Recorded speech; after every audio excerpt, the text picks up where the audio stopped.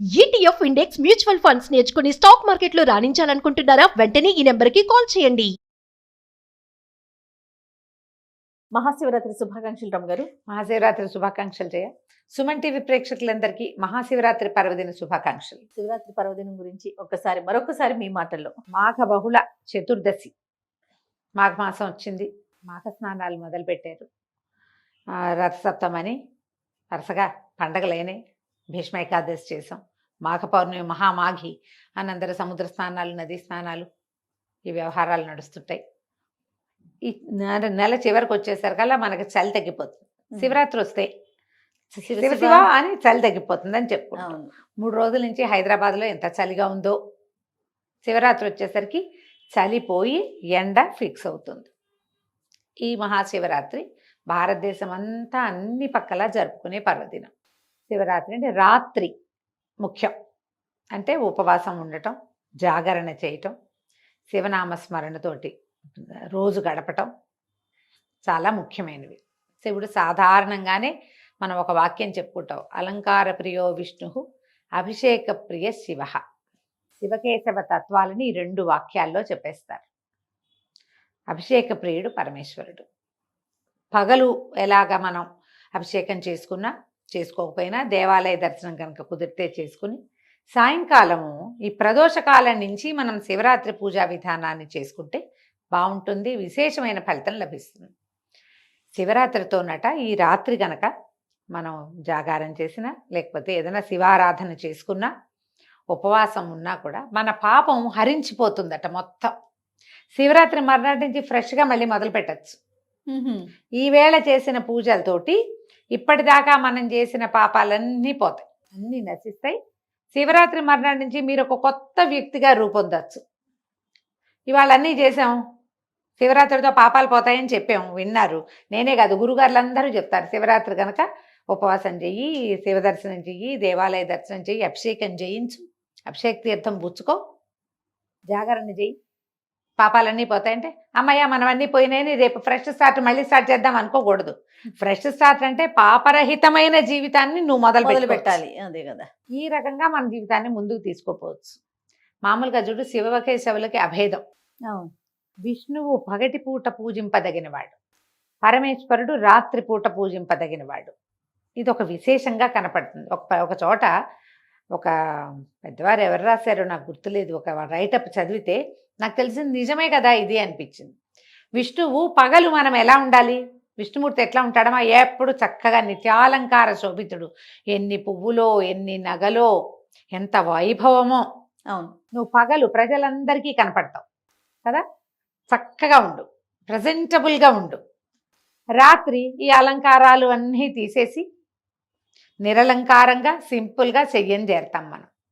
శివుడు సాయంకాలం అయ్యేసరికి శివుడు ఎట్లా ఉంటాడు, మామూలుగా ఆయనకి ఏమీ లేవు, హాయిగా ఏదో ఒక చిన్న వస్త్రం కట్టుకుంటాడు, అలంకారాలు లేవు, స్వాభావికంగా వ్యక్తి ఎలా ఉంటాడో అలా ఉంటాడు. విష్ణుమూర్తి పగలల్లా మన జీవన గదంతా పగలు ఆయనే కదా మనకి పోషకుడు, జగన్నియామకుడు. పగలు మన జీవితం అంతా, రాత్రి అయ్యేసరికి అందరూ పడుకుంటారు. రాత్రి అంటే చీకటి కదా, ఆ సమయాల్లో మనని రక్షించేవాడు పరమేశ్వరుడు. అందుకని ప్రత్యేకంగా ఈ శివరాత్రిని శివరాత్రి అన్నారు. రాత్రిపూటే ఆయన్ని అర్చించాలి. ఈ ప్రత్యేకమైన రోజున రాత్రి వేళలో అర్చన చేస్తే చాలా విశేషమైన ఫలితం లభిస్తుంది. శివరాత్రి పగటి గురించి పెద్ద హైరాన్ ఉండదు, రాత్రి హైరాన్ గురించే మాట్లాడుకుంటాం. రాత్రి ఉపవాసం ఉండాలి, రాత్రి జాగారం చేయాలి. తర్వాత మన అభిషేకాలు కూడా ఏకాదశ రుద్రాన్ని చేసుకుంటారు. తర్వాత ఏమో సహస్రలింగార్చన చేస్తారు. ఇవన్నీ మధ్యాహ్నం మొదలుపెడితే రాత్రి తెల్లవార్లు లింగోద్భవ కాలం దాకా అర్చనలు సాగుతాయి.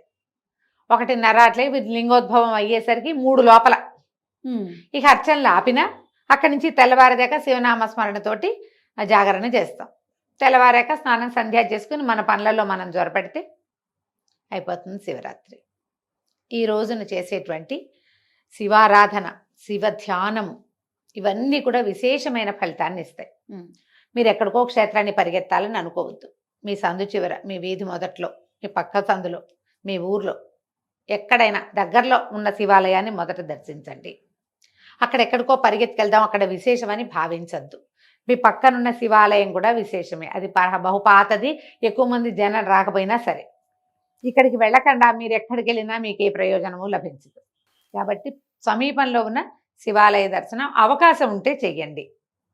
ఇంట్లోనే శివారాధన చేసుకోండి. మీ ఇంట్లో ఒక బుజ్జి శివలింగం ఉంటే ఆ మాత్రం ఉన్నా సరే ఓం నమ శివాయ అని శివనామస్మరణ చేసుకుంటూ, లేదా మీకు వచ్చినటువంటి బిల్వాష్టకమో, లింగాష్టకమో, విశ్వనాథాష్టకమో, శివమానస పూజ ఏదో ఒకటి చెప్పుకుంటూ కాస్త నీళ్ళు పోయండి, దండం పెట్టుకోండి. శివుడికి అనేక రకాల ఫలాలు, తర్వాత ఏమో డ్రై ఫ్రూట్స్ అని, నట్స్ అని, అవి ఏవైనా నివేదన చెయ్యొచ్చు. శివరాత్రి నాడు మనం అన్నం తినం కాబట్టి అన్న నివేదనలు అంతగా చెయ్యరు. ఉపవాసం ఉంటే మంచిది. శివరాత్రి నాడు ఉపవాసం చాలా విశేషం. ఎవరు ఉండగలరు, ఎవరు ఉండలేరు అనేది ఆలోచించుకుని చెయ్యండి. మీకు డయాబెటీస్ ఉన్నా, బీపీ ఉన్నా, ఏదైనా అనారోగ్యం ఉన్నా, మీరు మందులు వేసుకునే వాళ్ళైనా, అసిడిటీ ఉన్నా ఉపవాసం జోలికి పోకండి. సింపుల్ ఉపవాసం ఏంటంటే నోరు కట్టడి చేసి మాట్లాడకుండా ఓన్లీ శివ అంటూ ఉండండి. ఆ ఉపవాసం చేయొచ్చు. బాలింతలు, చిన్నపిల్లలు ఉన్నవాళ్ళు, వృద్ధులు, చిన్న వయసు వాళ్ళు, గర్భవతులు, ఓపిక చాలని వాళ్ళు ఈ శివనామస్మరణ ఉపవాసాన్ని చేసుకోండి. అన్నోపవాసాన్ని మానేసి అది చేయొద్దు. ఇది మీకు కావాల్సింది ఏదో తీసుకోండి. ఉపవాసం ఉండదలుచుకున్న వాళ్ళు స్వల్పంగా ఏదైనా అల్పాహారం తీసుకోవచ్చు. చిలకడ దుంపలు లాంటివి తీసుకోవచ్చు, ఉడకబెట్టి. పళ్ళు తీసుకోవచ్చు, పళ్ళ రసాలు తీసుకోవచ్చు. మజ్జిగ తాగచ్చా అని చాలామంది అడుగుతారు. సాధారణంగా మజ్జిగ మనం అన్నానికి అనుపానంగా వాడుకుంటాం కదా, ఏమన్నా అన్నాధరువు మనకి. అందుకని మజ్జిగ కొన్ని ప్రాంతాల్లో పనికిరాదని చెప్తారు. కానీ వేడి చేసే తత్వం కలిగి ఉండే వ్యక్తులు, తొందరగా వేడి చేసే వాతావరణాల్లో మజ్జిగ చాలా సహజంగా ఉపవాస దీక్షలో పనికొస్తుంది. దాన్ని పల్చం చేస్తాం కాబట్టి తీసుకోవచ్చు. ఎదుబెరటలో తీసుకోవచ్చు, ఉప్మా చేసుకోవచ్చు, పిండి పులిహార లాంటివి చేసుకోవచ్చు. రుచి కంటే ఏదైనా ఆ సమయానికి ఒక పదార్థం అన్న ఆలోచన పెట్టుకోండి. అన్ని రకాల పళ్ళ ముక్కలు అవి ఏమన్నా తీసుకోవచ్చు. ఎవరికైనా పెట్టి తినడానికి ప్రిఫర్ చేయండి. మనమే తినేయకుండా ఉపవాసం ఉన్న వాళ్ళు ఎవరో కూడా ఉపవాసం ఉన్నారు, వాళ్ళకు కూడా 2 పళ్ళు ఇవ్వండి, వాళ్ళకు కూడా ఒక గ్లాస్ కొబ్బరి నీళ్ళు ఇవ్వండి, వాళ్ళకి ఒక గ్లాస్ మజ్జిగ ఇవ్వండి. ఇలా ఏదైనా తీసుకోవచ్చు. శివనామస్మరణ చాలా ముఖ్యం. ఈ రోజున మీరు ఎంత చేస్తే అన్ని కోట్ల కొద్దీ ఫలితాన్ని, అన్ని కోట్ల రెట్లు అవుతుందన్నమాట. సంవత్సరం అంతా చేసిన శివారాధన ఒక్క శివరాత్రి ఆరాధనతో సమానము అని చెప్తారు. అంతే, నువ్వు ఏడాదంతా చేయకపోయినా పర్వాలేదు, ఈ ఒక్కరోజు చెయ్యని అర్థం తీసుకోవద్దు. మీరు ఏడాదంతా ఎంతో కొంత చేసుకుంటూనే ఉంటారు. ఇది చేస్తే ఇంకో ఏడాది మీకు ప్లస్ అవుతుంది. అవును. గ్రహస్థితుల్లో మార్పు వస్తుంది దీనివల్ల, శివారాధన వల్ల. మీ అలవాట్లు, మీ ఇళ్లల్లో పద్ధతులు, మీ సమీప దేవాలయ విధానాలు, మీ ప్రాంతపు ఆచారాలు ఏమున్నాయో వాటిని పాటించండి. శివారాధన అత్యంత ఫలప్రదమైంది. శివుడు ఐశ్వర్యకారకుడు, మోక్షకారకుడు 2 చెప్తారు. ఈయన్ని పట్టించుకోవటం, ఆయన్ని ఒప్పించటం సులువుగా ఆయన మనకు వశంవదుడవుతాడని చెప్పబడుతుంది. పెద్దవాళ్ళంతా చెప్తారు ఆ మాట. పురాణాల్లో తొందరగా సులభంగా వచ్చేస్తాడు శివుడు అని చెప్తారు. మీ మనసు ఆయన వైపుకి తిరిగితే ఆ మనసు తెలిసి మన దగ్గరకు వచ్చేస్తాడు. ఒట్టి నోటితో అంటాం కాకుండా లోపల నుంచి ప్రార్థన చేయండి. ఏవైనా దానం చేసుకోవచ్చు శివరాత్రి నాడు.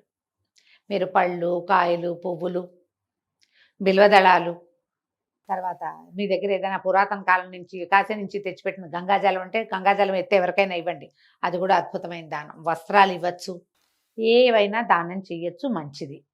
బ్రాహ్మణులకి ఎవరికైనా మీరు ఏదైనా ఇవ్వదలుచుకుంటే ఈ రోజున ఇవ్వచ్చు. ఏదైనా నోవు పట్టుకోదలుచుకున్న వాళ్ళు శివరాత్రి నాడు నోవులు పట్టుకుంటారు. ఓకే, సప్తమి కానీ శివరాత్రికి కానీ అంటారు. శివరాత్రి కూడా పట్టుకోవచ్చు. అయితే ఈ సంవత్సరం ఏంటంటే ఇప్పుడు ఇంకా మూఢం ఉంది, శివరాత్రి తర్వాత మూఢం వెళ్తుంది. అవును. కాబట్టి ఒకసారి మీ పురోహితుడిని లేదా మీ అత్తగారిని సంప్రదించి ఈ నోములు వ్యవహారంలోకి దిగండి. ఇప్పుడు ఇందులో కూడా శివరాత్రి మనం ఉపవాసము, జాగరణ అంటామా. జాగరణ అంటే పూర్వం ఏం చేసేవాళ్ళు, తెల్లవారులు మెలకుగా ఉండటానికి ఒక టికెట్ మీద 2 సినిమాలు అలా వేసేవాళ్ళు. భక్తి రస ప్రధానమైన సినిమా ఏదైనా చూడొచ్చు. శుభ్రంగా ఏ గురుగారులు బోళ్ళని ప్రవచనాలు ఉన్నాయి, మా కథలు కూడా మీరు వినొచ్చు. నాయనార్ల గాథలు ఉన్నాయి, చక్కగా అవి వినొచ్చు. దేవాలయాల ప్రశస్తిని గురించి చెప్పిన వీడియోలు ఉన్నాయి, అవి వినొచ్చు. జాగరణ చాలా ముఖ్యమైనది, ప్రముఖమైనది. అందరూ తెల్లవారేదాకా ఉండలేకపోతారు.